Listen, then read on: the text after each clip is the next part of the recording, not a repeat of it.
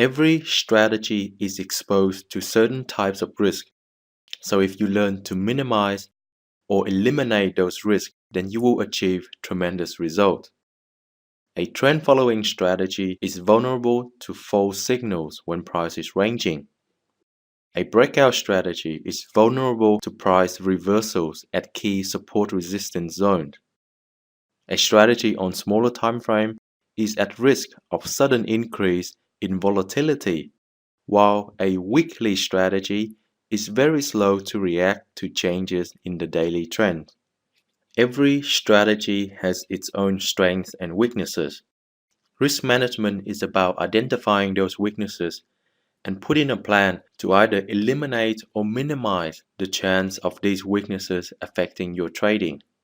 In order to complete this section, you would need to have a good understanding of the strategy you are trading. If you have learned it from another person, then you would need to ask them to identify the risk that their strategy is vulnerable to. If you created the strategy yourself, then it is a no-brainer. Alternatively, you can use your trading journal and look back at the most 100 recent trades.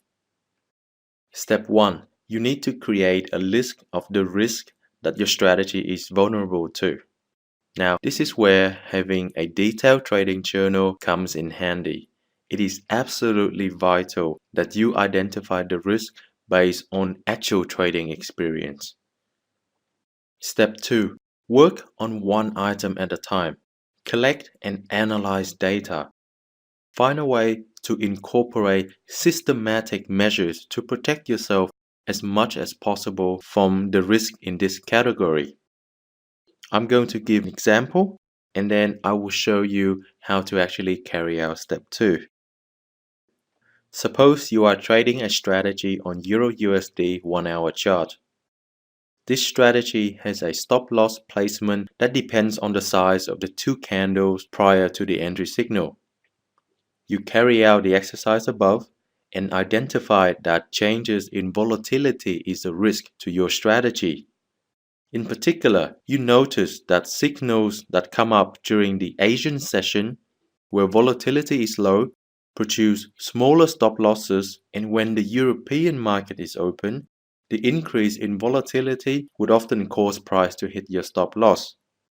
Even though you cannot control the volatility of Euro USD, you can still manage this risk by applying the following risk management to entry signals that come up near the end of the Asian session. You can increase your stop size. Larger stops allow you to absorb the sudden increase in volatility. You can reduce your position size. Reduce the amount that you would lose if your stop is hit.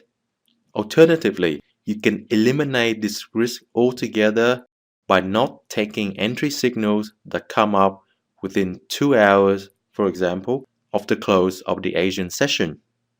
This is the foundation of risk management. First, you identify the risk and you analyze it to see how it affects your trading strategy. Then you would attempt to create a set of rules that would minimize or eliminate the risk.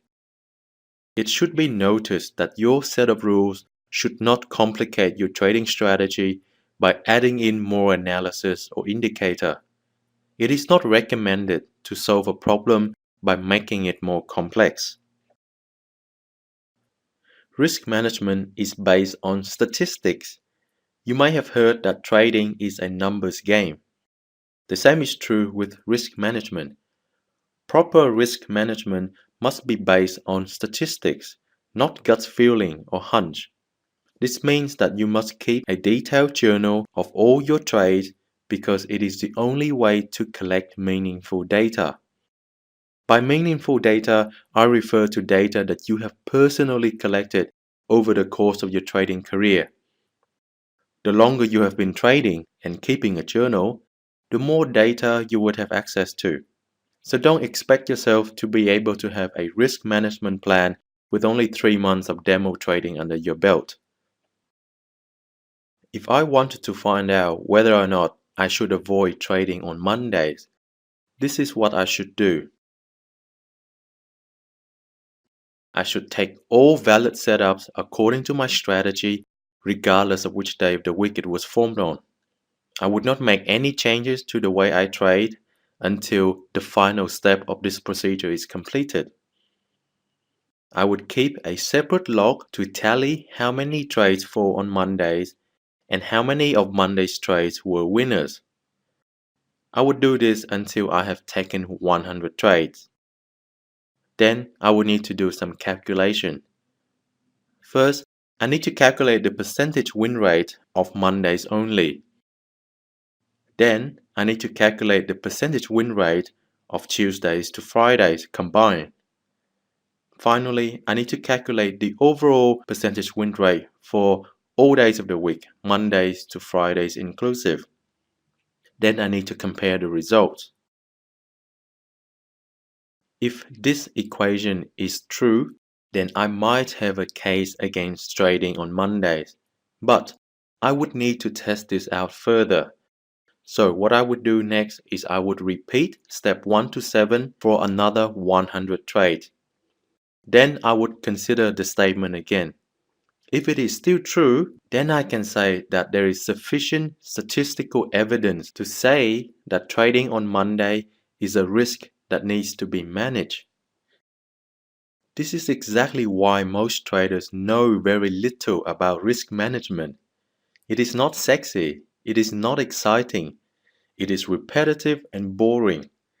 It takes a long time to collect data, and there is no way to speed up the process. But it is the most effective way to become profitable. Experienced traders know this. Their success is not because of the strategy, rather, it is the fact that they have been trading long enough to gather statistical evidence which allows them to make changes and improve the way they trade. In other words, they analyze the data collected from real trading experience to identify and manage risk. What about backtesting? Well, backtesting is another can of worms which I don't have time to cover in this chapter. But to put it simply, backtesting requires further mathematical and scientific hypothesis testing knowledge, which is beyond what most traders would come across in their daily lives. The most valuable data that you can have are from your own personal experience trading live.